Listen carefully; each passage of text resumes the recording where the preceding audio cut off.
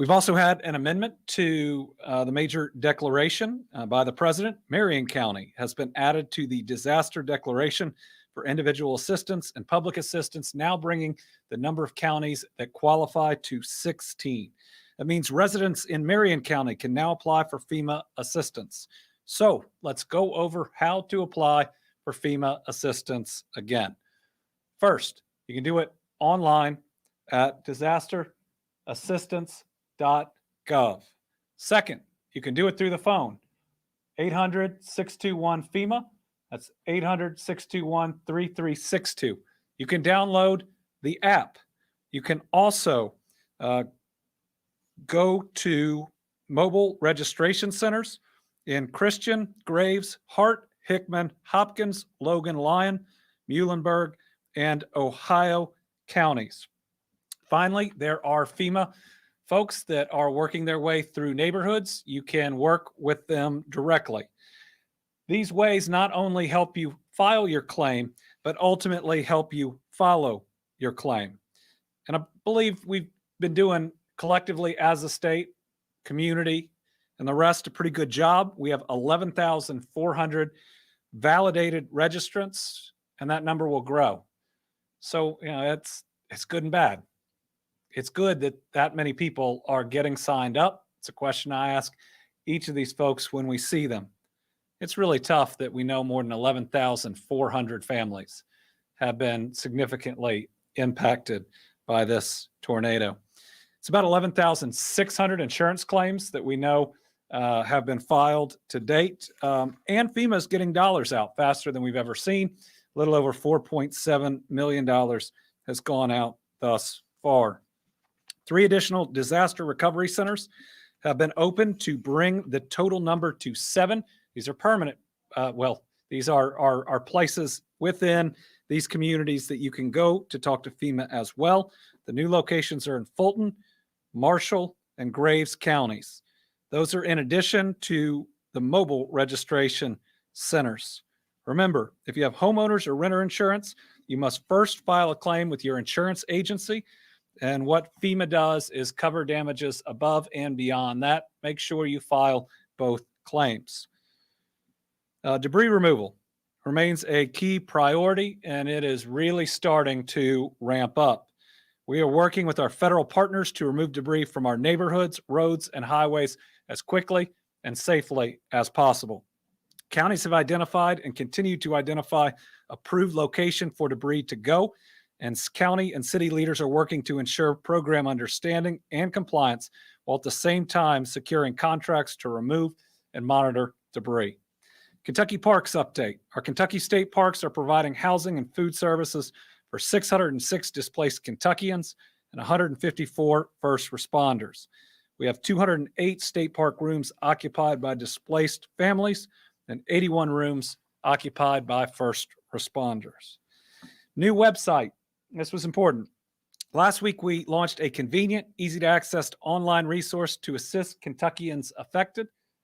Here it is. The website is located on governor.ky.gov, just as /tornado resources. We want to make sure that every individual and family in Western Kentucky knows all of the different resources that are out there, where to go, and who to talk to, and we've tried to put it in one easy location to access. These are things like lost property, employment, transportation, important documentation.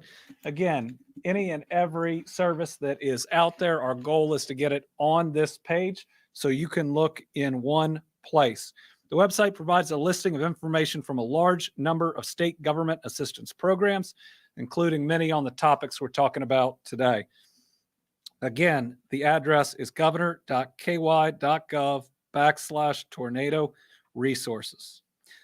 Food benefits. This is new today. We haven't quite gotten our disaster SNAP benefits yet, though it is moving faster than we have ever seen. But 3 waiver updates that will help people that are currently getting food assistance.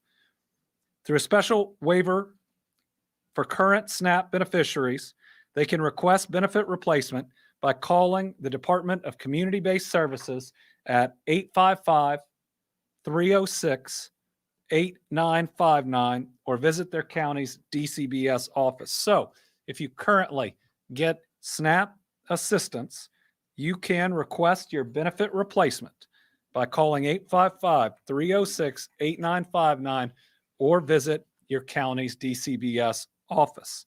Benefits are available through a waiver approved by the U.S. Department of Agriculture, Food, and Nutrition Services. Replacements can be requested until January 8th, so you want to get on that quickly. A second waiver has also been approved. It provides automatic replacement of December benefits to some residents of Warren and Hickman counties, Mayfield, Dawson Springs, Auburn, and Pembroke. A third waiver has also been approved. This one allows the purchase of hot food from authorized SNAP retailers with their benefits. Under normal circumstances, it can be tough to get hot foods with those benefits, but Kentuckians in 30 counties may make hot food purchases through January 17th, 2022. More information is going to be posted on that Governor Tornado Resources website. All right, workforce investment. Residents who temporarily or permanently have lost their jobs because of the tornadoes that swept through Kentucky are eligible to receive disaster relief assistance. U.S. Department of Labor has approved up to $25 million to assist dislocated workers in Kentucky with a first distribution of $8.3 million to the Commonwealth. The federal dislocated worker grants are available in the FEMA declared disaster area, which includes Caldwell, Fulton, Graves, Hopkins, Marshall, Muhlenberg, Taylor, and Warren counties. More information will be forthcoming, and we'll be working with the local workforce development areas to get information out. Next, disaster unemployment assistance that's available. Individuals who became unemployed or those who are self-employed and have work interrupted in 16 Kentucky counties as a result of these tornadoes are eligible to apply for the DUA Disaster Unemployment Assistance Benefits through the Kentucky Office of Unemployment Insurance. These, again, includes Caldwell, Christian, Fulton, Graves, Hart, Hickman, Hopkins, Logan, Lyon, Marshall, Muhlenberg, Ohio, Taylor, and Warren. And Barron and Marion counties were just added to the list that are approved for this assistance. We've updated locations for this week's disaster unemployment insurance clinics. So today, tomorrow, and Wednesday, that's December 27th, 28th, and 29th, from 8 a.m. to 5 p.m., except for Madison and Mayfield, which is 8 a.m. to 3 p.m., we have sites to help people at 262 Scottsville Road, which is in the Greenwood Mall, in what's the old Sears store in Bowling Green. We actually did a vaccination clinic there. 56 Federal Street in Madisonville.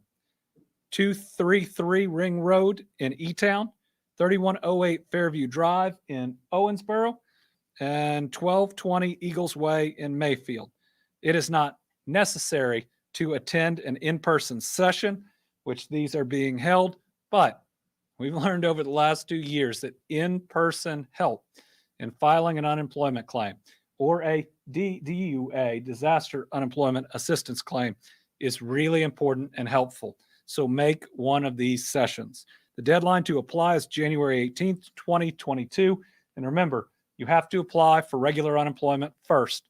This is primarily for people who would not qualify for it. So you get denied from the regular unemployment, and then you can qualify for the disaster unemployment assistance. For more information, visit kcc.ky.gov. All right, transportation cabinet. And this is information about driver's license. Again, folks have lost every bit of documentation they have. This is one of the most important ones to get up and going. So a portable pop-up driver's licensing team began operating this morning in Dawson Springs City Hall to issue replacement or renewal driver's license and ID cards for tornado survivors. Tomorrow, the pop-up team will move to Hopkins County Central High School near Earlington and return to Dawson Springs on Wednesday, the 29th. Also tomorrow, pop-up licensing team will be at Pennyroyal Forest State Resort Park. We know so many families are there. We want to bring as many of the services directly to them as possible. The first pop-up team sent into a disaster area is still operating in Mayfield. It issued 53 replacement or renewal credentials last week. Remember, that address is 355 Charles Drive. Again, that will be on the new website that lists everything that's out there. As a reminder, we're waiving the fees for replacements. You shouldn't have to pay for a new driver's license because a tornado took all of your documentation. Department of Insurance is joining the unemployment insurance officials and transportation cabinet to provide a one-stop service at Pennyrile State Park, December 28th to 29th, 8 a.m. to 4 p.m. That's Central Time. So that'll be the transportation cabinet. You can get a new driver's license. Department of Insurance is there to help you, and the unemployment insurance officials to file your claim or your DUA claim. You can do it all at the same time. Our goal is to make that happen. A few other pieces of news. Small Business Administration. Right now, I believe 174 applications have been received. All displaced Kentuckians who wanted to be out of a congregate shelter are now out of one. That means we put them in a hotel or we've put them in a state park. There are about 11 individuals that wanted to stay in one of the congregate shelters. And I mean, at this time, if that's where they want to be and that helps and where they are right now, then good. We want to support them, but especially in the midst of a pandemic, getting folks into their own room and in a place where we know that there's a big support system around them was critically important. And this was pretty fast to get folks into a less temporary shelter. Now we're going to take care of them while we have them, and we're going to work on more permanent housing as we move forward. We are 83% complete on bridge inspections that may or may not have been impacted by the tornadoes. All state roads are passable. Only 3 county roads at this point are still closed. All wastewater systems are operational. One system has limited operations. All systems for drinking water are operational, but there are service connections that are without water. Looks like about 26% of Graves County still without power. It's under 1% anywhere else. And this was an important note that was probably too far back in the report that I get.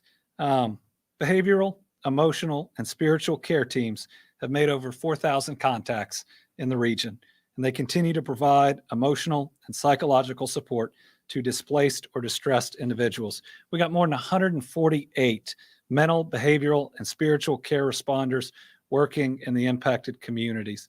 And this is so important. I mean, the level of trauma is hard to describe with these families. Many of them were already struggling with the neighborhoods that were hit. And when you don't have much, and a tornado takes what you have, it can be even harder. There's some families that were dealing with trauma before this hit. But as Brittany and I have gotten to know many of these families, you can see it on their face. And you try to find that moment where you say, we've got folks here that you can talk to. And we hope everybody reaches out and gets the help they need. Now, for a little bit of positive news. Thanks to the generosity of people across the country and right here in Kentucky, the families and counties impacted have received an overwhelming amount of donations. The Team Western Kentucky Tornado Relief Fund, now at nearly $30 million, 130,491 donations. It's truly extraordinary. We've issued 39 funeral expense checks so that families don't have to front that money to grieve with us over their lost loved ones. If you're interested in that fund, 100% of the proceeds go to those directly impacted by the storm, and it's wkyrelieffund.ky.gov. The second thing we're going to do with this fund is for uninsured homeowners. Now, FEMA has that limit that's going to run out pretty quickly, $37,900. We're going to add 10% on top, and it has to be for expenses not covered by FEMA, and everybody's going to have to attest to that. But we want to try to get that level up to a point where you can actually replace your home. And we challenge any other fund out there. Match us. Put 10% on top of us so they could have FEMA. And then the 10% we're adding, and then dollars on top of that. But this fund is for the long haul. right? We've got a lot of great organizations on the ground now, and they're going to have to be on the ground in other places in the immediate aftermath. But rebuilding these homes and structures and lives is going to take years. And we've got to make sure when support is needed down the road that we have it, it's there, and we can deploy it quickly to help these families. Now, here to share some more positive news, First Lady Brittany Beshear. I know you.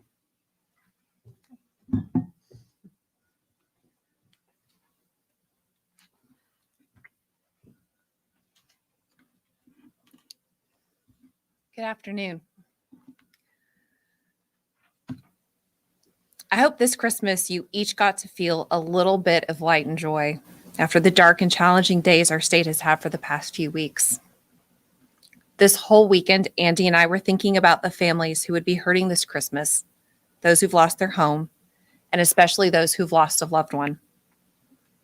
But Team Kentucky, because of your incredible generosity, we got the best Christmas gift possible, knowing that you brought peace and hope to our children going through the most pain. You helped Santa so he could make their holiday special, even if Christmas looked different for them this year.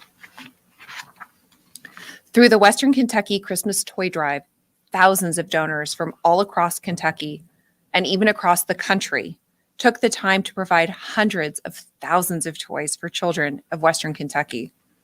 They also contributed thousands of dollars in gift cards, which helped provide presents for teens and will continue to help families get back on their feet.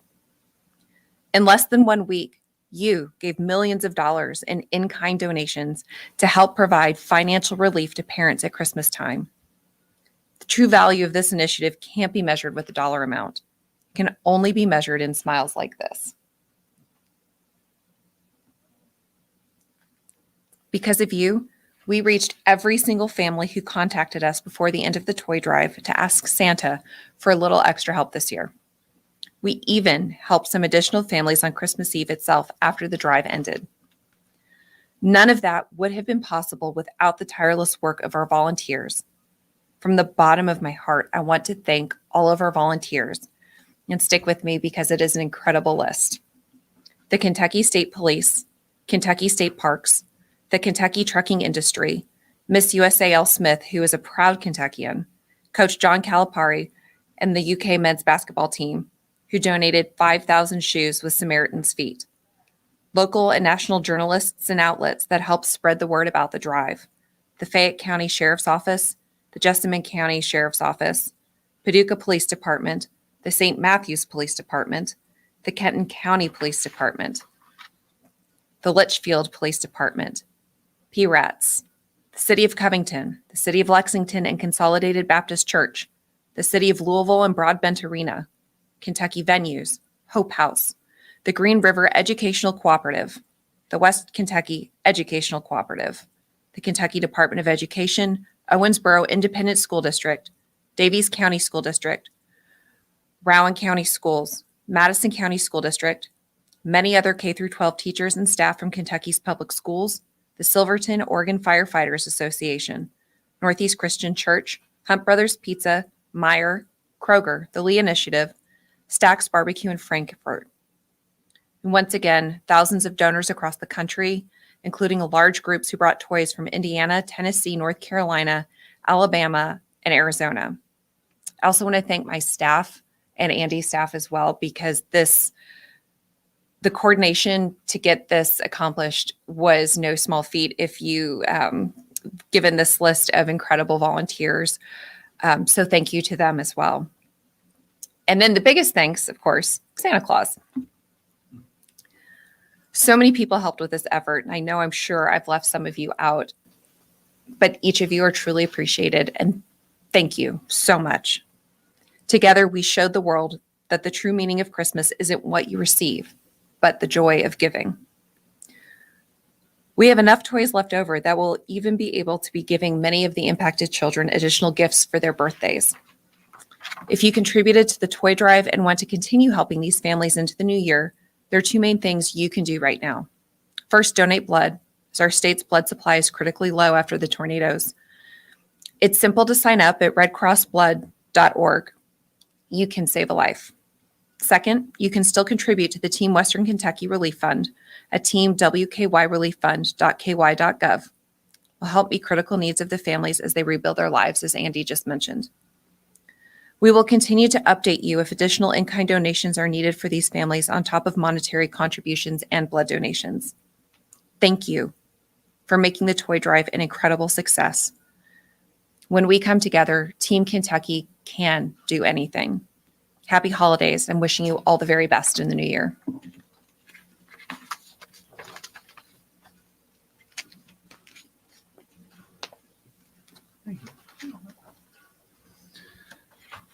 Yeah, I'm very proud of our First Lady, and I'm very proud of this country for the way that they have shown us love, responded to these families, in many ways made their Christmas their own.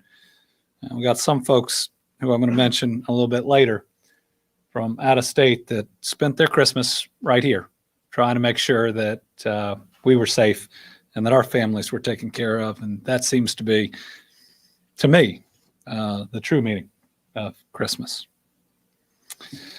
And something that is not in the Christmas spirit, we'll now move to our COVID update. First, Omicron is increasing significantly across the United States. While we have not yet seen that major increase here, it is hitting other places like Maryland, which its curve looks like a line going straight up. Multiple hospitals now overrun in the area.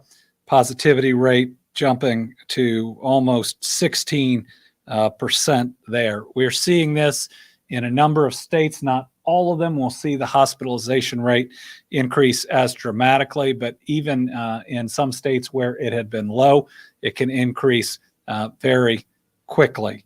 At least the good news for now is we are not seeing the same type of increase yet.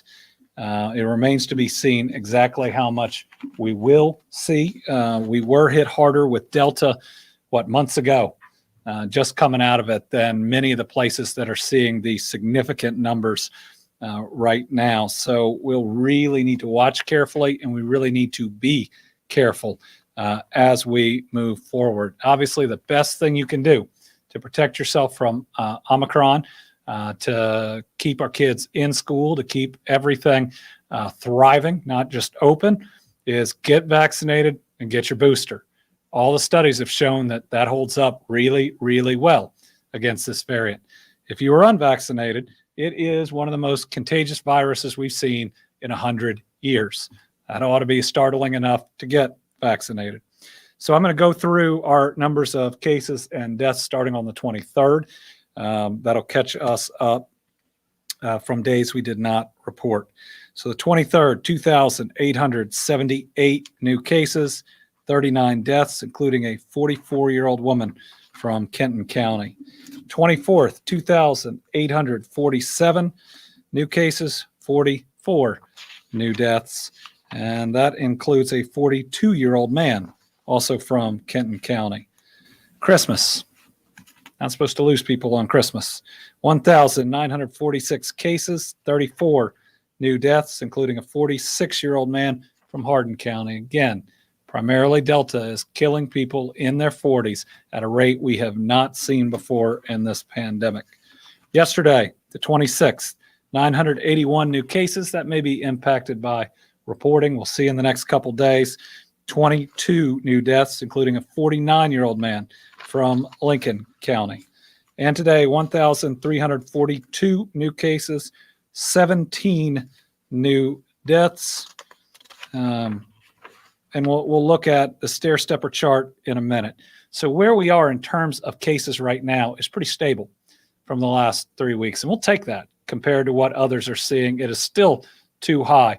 But what we are seeing in other areas is Delta Omicron, when it hits, if it hits, will increase those numbers precipitously in a much smaller time period than Delta. And remember how fast we went up for Delta. One reason for concern, positivity rate now up to 11.8%. You'll see on that stair-stepper chart that is increasing. So let's look at a case stair-stepper chart. Now, this is really any pre-Omicron hit. When it hits, if the cases go way up, we're really going to have to start looking at hospitalization, much more so than cases, though again, cases will tell us how prevalent the virus is. And remember, a certain amount of Omicron cases will require hospitalization. Even if, and we have reason to believe that that percentage is much lower than Delta, which was higher than Alpha, it's still, if the overall number of cases is high enough, can be really significant. So as we look at the stair-stepper chart, again, fairly steady for about 4 weeks, but look at where that plateau is. I mean, it's still in a very tough place. We're reporting, 40 deaths a day. So still in the midst of a pandemic that is real. We all want to see those numbers go back down like we had last summer. The way to do that is to get vaccinated and to get boosted. But with the prevalence of disease right now, with Omicron out there, again, our suggestions are get vaccinated, get boosted. At work, you ought to be wearing a mask.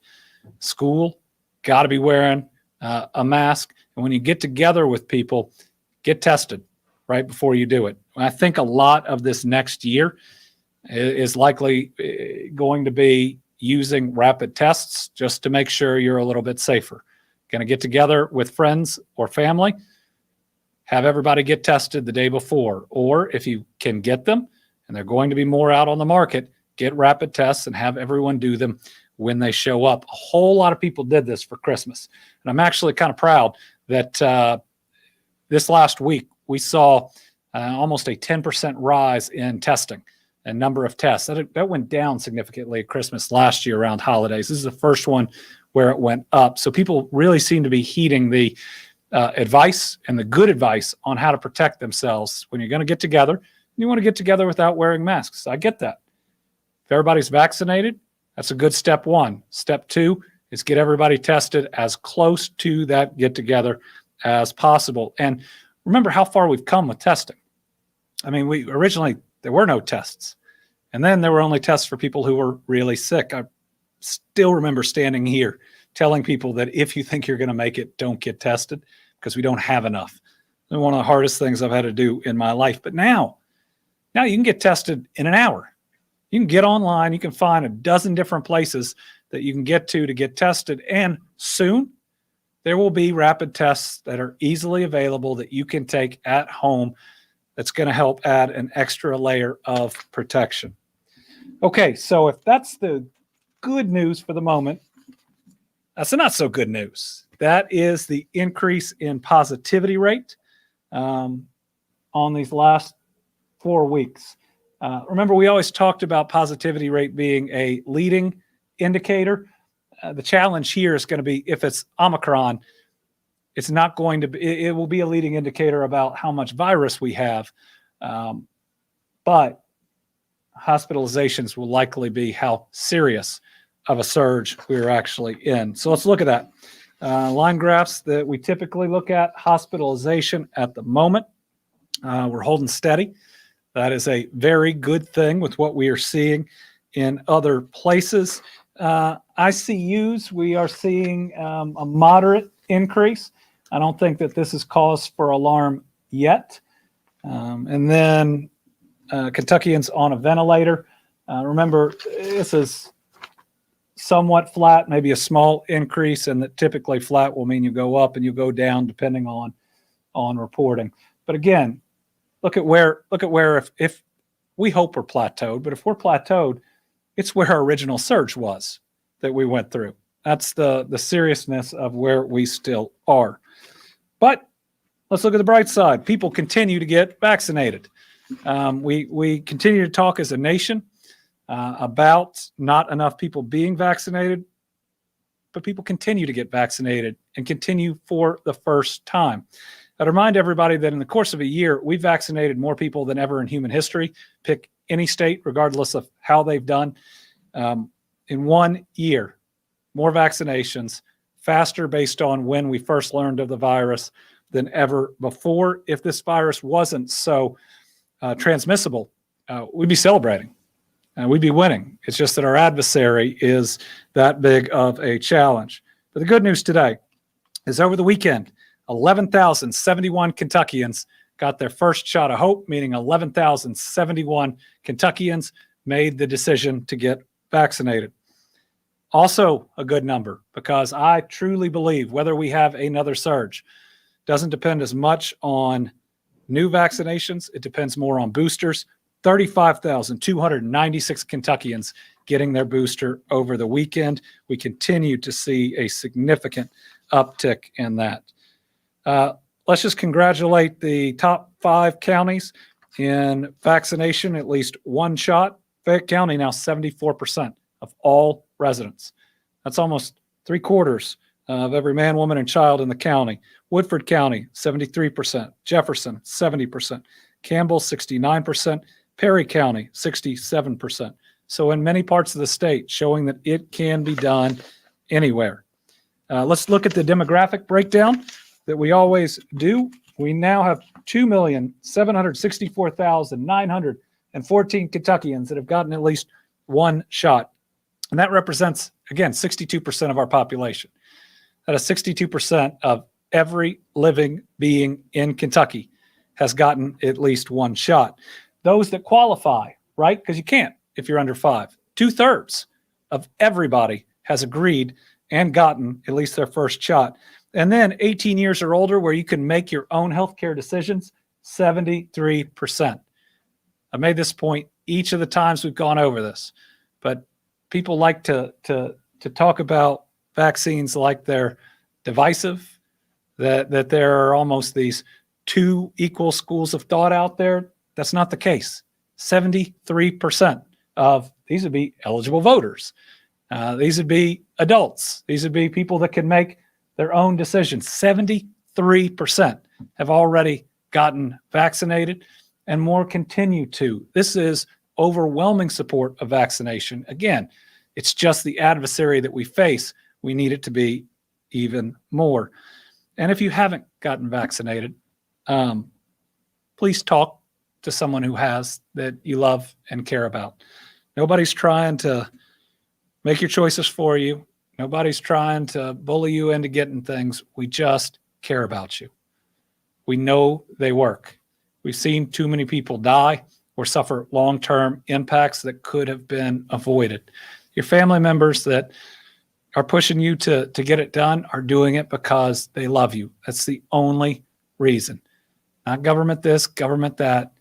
Purely because they love you and they want you to be safe. So our first number, which ticked up 1, is especially exciting. 75 and up went from 91 to 92%. Remember, 91% is great unless you're in the most vulnerable age group that's up there. So we celebrate every 1% that's increased. The next one is the 40 to 49. That is now up to 70%. And then we go down to 16 to 17, now up to 49%. And then if we go all the way down to 5 to 11, it's at 16%. So Brittany and I are parents of an 11-year-old and also a 12-year-old. We know these vaccines are safe. Our kids got vaccinated the first moment they could. They are completely fine. Actually, they're better protected, and we take great comfort in that. We really need more than 16% of kids in that age group to be protected. That is for them, because some small percentage of kids who do get COVID in that age group have really tough reactions or results from it. But the other piece is so many kids, 5 to 11, have grandparents and other folks around that need to be protected too, and getting them vaccinated is one way to do that.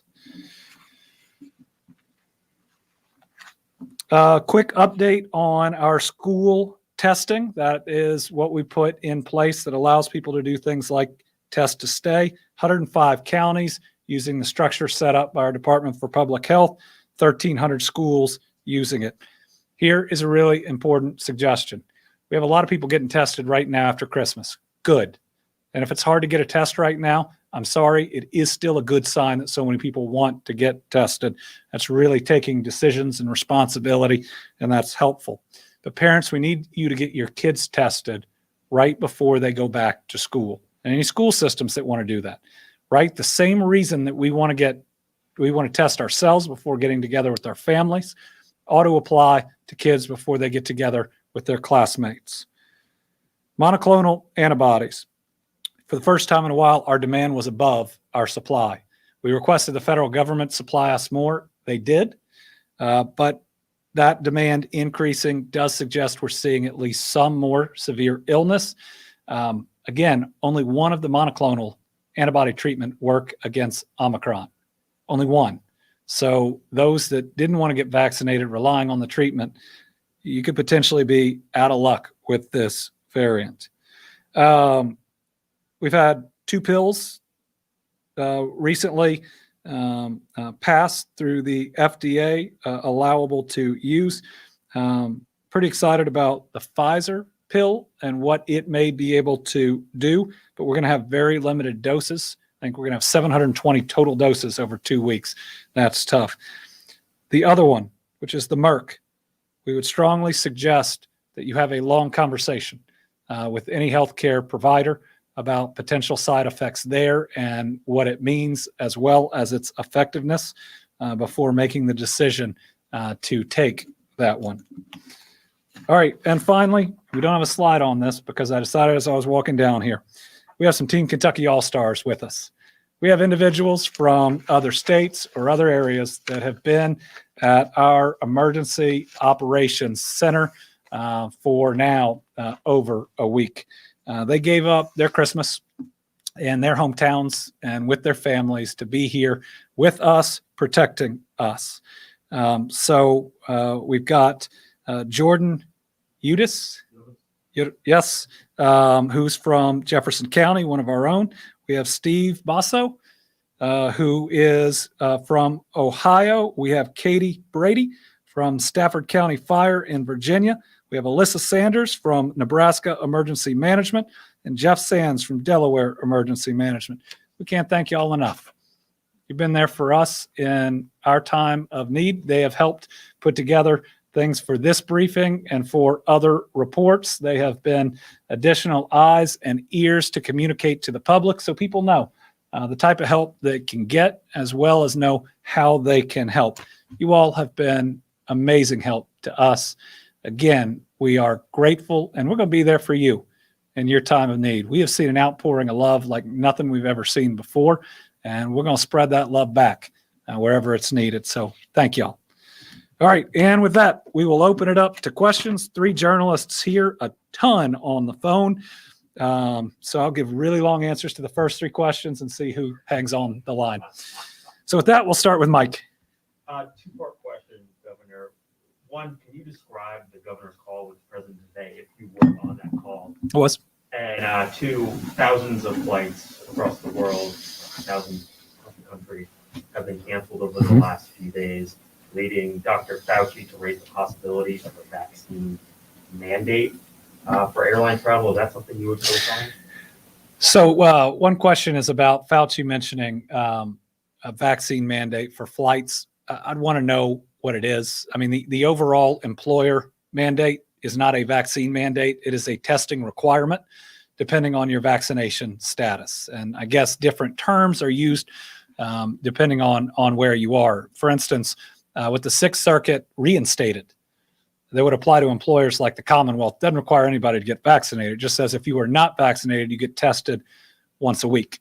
I don't know if that's something he was talking about. I think airlines should look at rapid tests as potentially helpful. I don't know if they should be required, but they would be potentially helpful. But I don't know from the airlines how much of it is a staff issue versus others. The call with the president was a good one.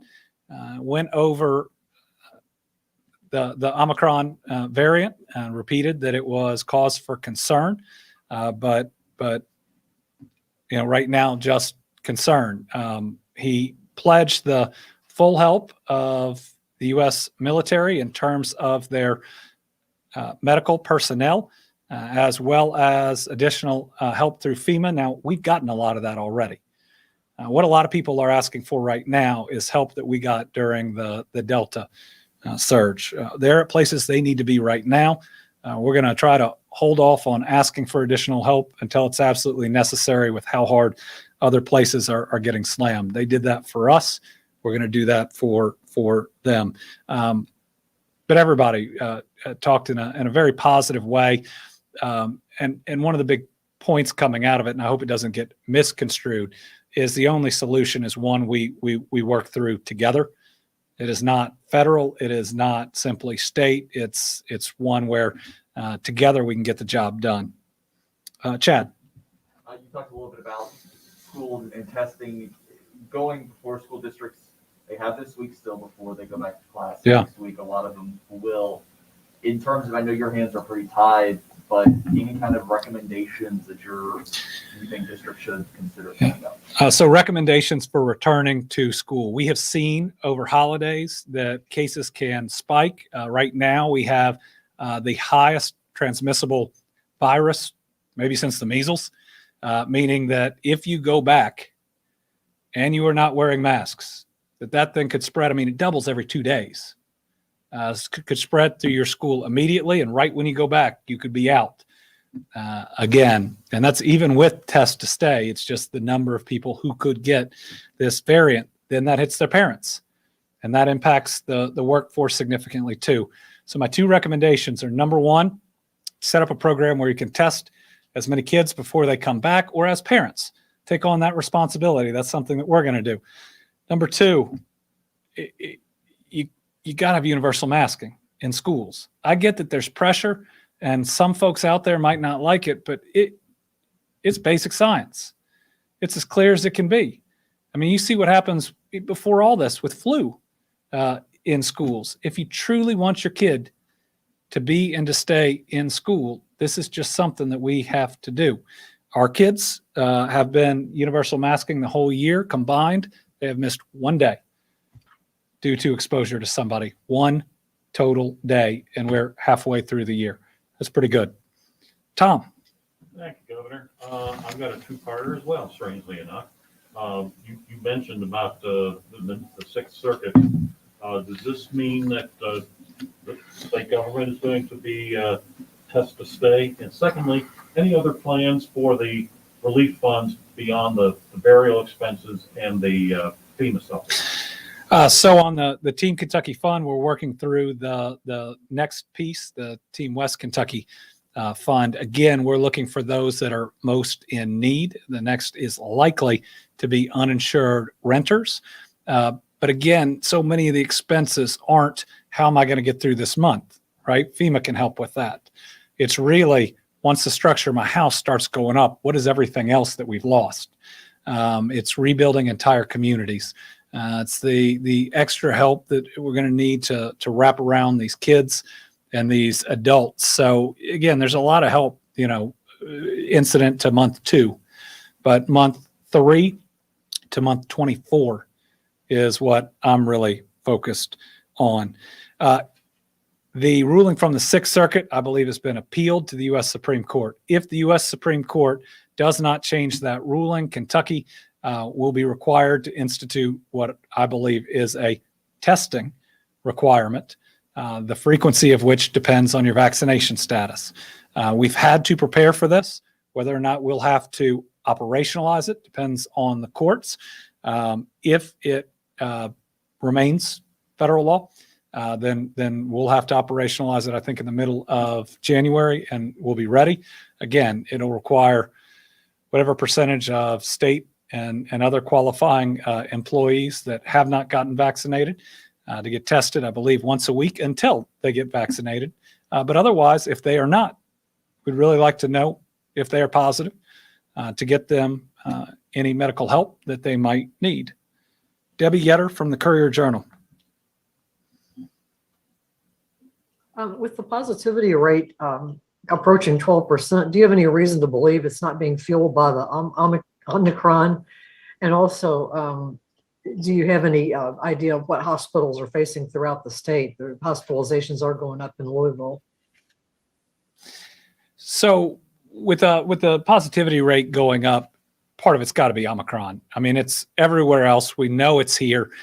There's no reason to think that any changes that we are seeing aren't driven by Omicron. Now, if our positivity rate is going up, I'd rather it be Omicron than Delta because it appears that it comes with less severe disease. I don't want another spike in cases, but if there's going to be another one, again, we'd prefer that it is not Delta. We are not hearing the sound of the alarm yet in hospitals across Kentucky. I know that they are vigilant. I know that they are monitoring, but we do have more systems in place now, especially the connection between our nursing programs and our hospitals to be able to hopefully respond quickly as that grows. Joe Ragusa from Spectrum.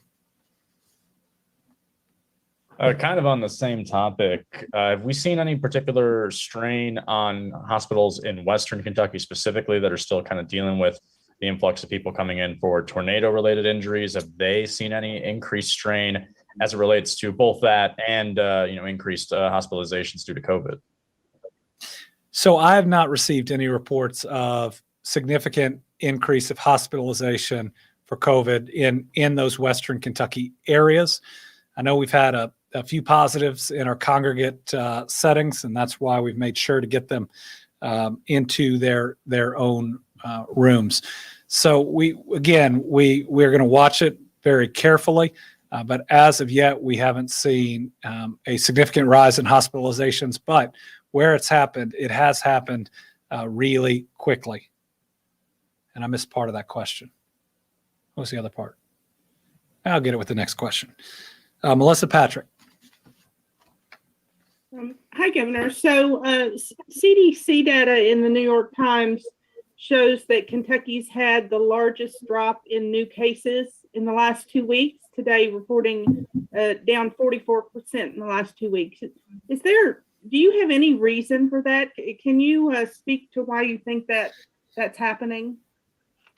So I think it's too early for that to be a cause and effect. It could just be that over the weeks that'll work itself out. But I do want to see, as hard as we got hit with Delta, and we got hit almost as hard as states to our south, what impact that has on how hard we get hit in this next wave. Some of these waves, as you've seen, have really happened regionally.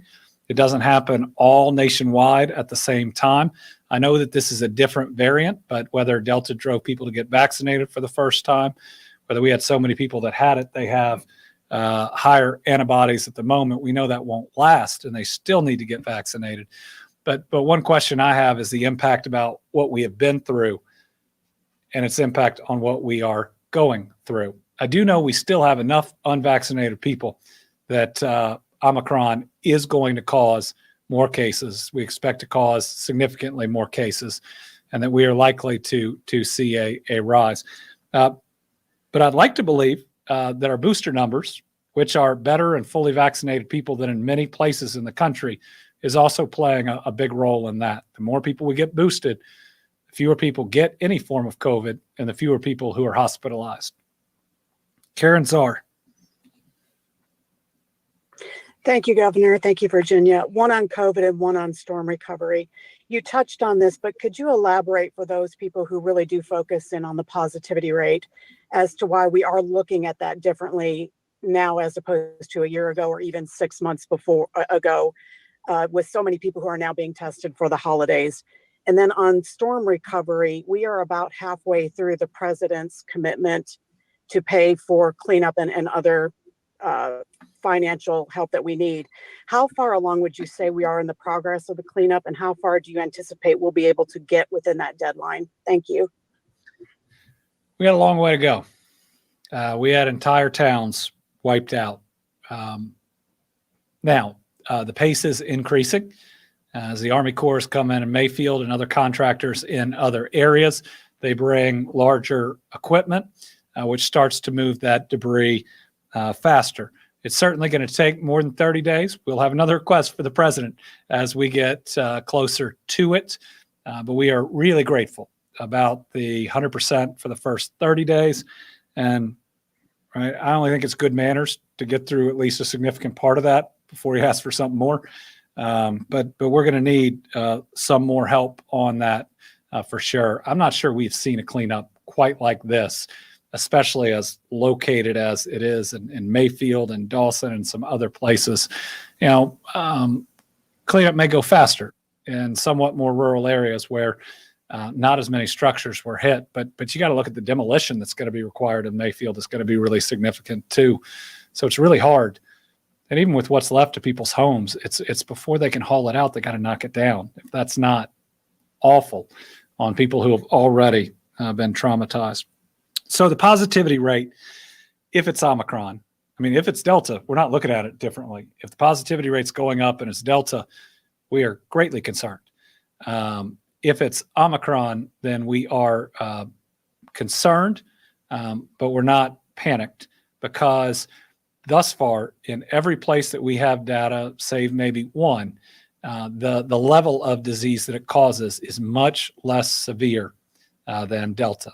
Many less people in the hospital, and we have more people vaccinated. So you look at those two things together, and the total concern about positivity rate is less, though it's still an indicator that we are watching, and that, again, it's cause for concern, but not panic.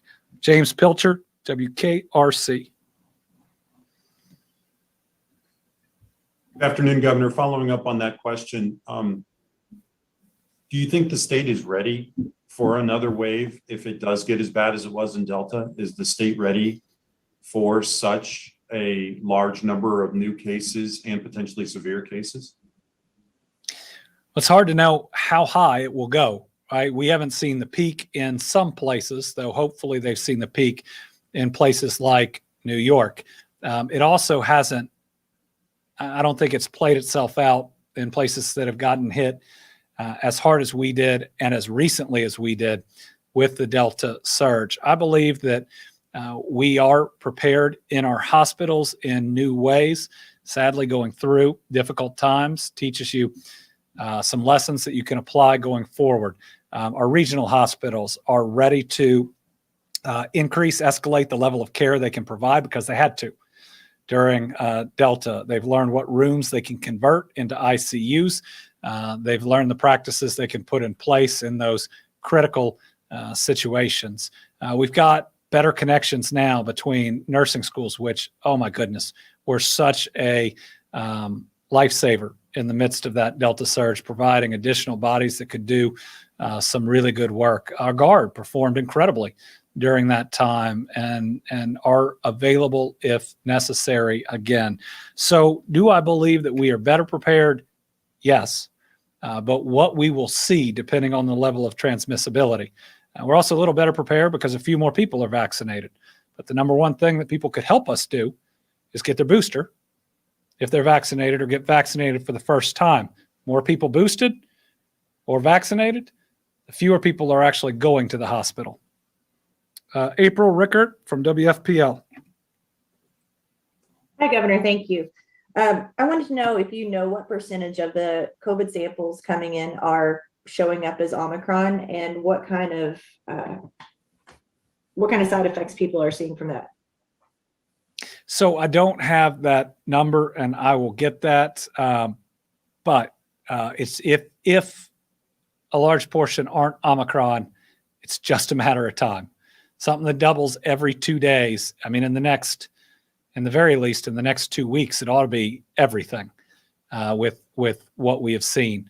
But let me get the number of those that come back. I mean, one thing that happens once something becomes the dominant strain through the United States is sometimes not as many of the samples are sent to be sequenced, because we know the reality that we face.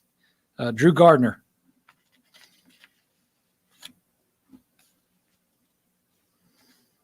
Hi, Governor. I was just, we have several big New Year's events that are returning for the first time since the pandemic began, particularly the 4th Street Live celebration here in downtown Louisville. We know it's going to be a few days before we know what these gatherings at Christmas will do to the community. spread in cases. What is your advice to businesses hosting events like this and people who are considering attending them? Do everything you can do outside. If you can, test everybody as they come in, or at least ask them to get tested the day of or the day before. You ought to think about if you're hosting an exclusive event, whether or not everybody should have to be vaccinated. That you as a business owner, that is your prerogative, right? Just like many people talk about, it's their right to do this or to do that. That is your right, depending on how well protected you want your event to ultimately be. So all of those things are important. If you have an indoor part, again, if you're not doing vaccinated and tested, consider masking, because it's like a get together with family, right? And the smaller your New Year's celebration, the better. But it's two of the three, right? Everybody vaccinated, everybody tested, or everybody masked. You pick two of those three, and I know two of them could provide a lot more fun than the others. Rachel Droz, WHAS. Governor, 2 years into the pandemic, we're starting to see issues with testing access again, and it's something many of us haven't dealt with in quite a while. I personally went out today trying to find at-home tests and didn't have luck finding a single one. Mm-hmm. Why are we seeing this? And have you been in communication with any of the pharmacy leaders to get more tests sent here to Kentucky? So this is going to be a short-term issue that's going to be addressed very soon by the U.S. government's purchase of more tests. So a couple things are happening. Number one, right now, after Christmas, folks are going out in almost record numbers to make sure they are safe. And that's a really good thing.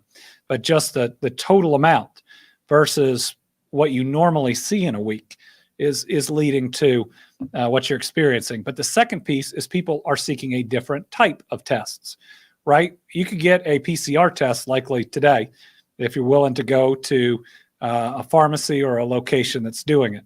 But if you want a take-home test, there are fewer of those than PCR tests because they're newer. They haven't been on the market for all that long, though they are increasing. So what we're seeing right now for those take-home tests is a lot of the ramp up that we saw earlier in the pandemic about PCR tests. So again, we are building a new supply chain in new ways and in new versions almost weekly. It will catch up in that area. And I actually believe that it may get so robust that at least this year, and it's not forever, it's probably just this year, we'll have the opportunity in the months ahead when we're gathering with people for everybody to do a rapid test when they show up. Make sure everybody's safe at that moment. It'll give us new tools to be more flexible and enjoying time around one another. But until that's possible, continue to try to be as safe as you can. Listen, we can do this. We know enough about this virus, about how to protect ourselves. We have life-saving vaccines. We have boosters to stay highly immunized. There's no reason with masks we shouldn't be able to have our kids in school every day, that our economy can't continue booming like it is right now. There is no reason that we can't live with this virus even the way it is right now. But we all have to be willing to use the tools that God has given us to protect ourselves and one another. And if we do that, we'll beat it at the same time. So next update is on Thursday. I hope everybody has a good week. Make responsible plans. Is our next update not Thursday, Crystal? Okay, our next update is next Monday. That's my New Year's present to everybody out there. We'll make sure that we put out a video with any additional news that you need. Thank y'all.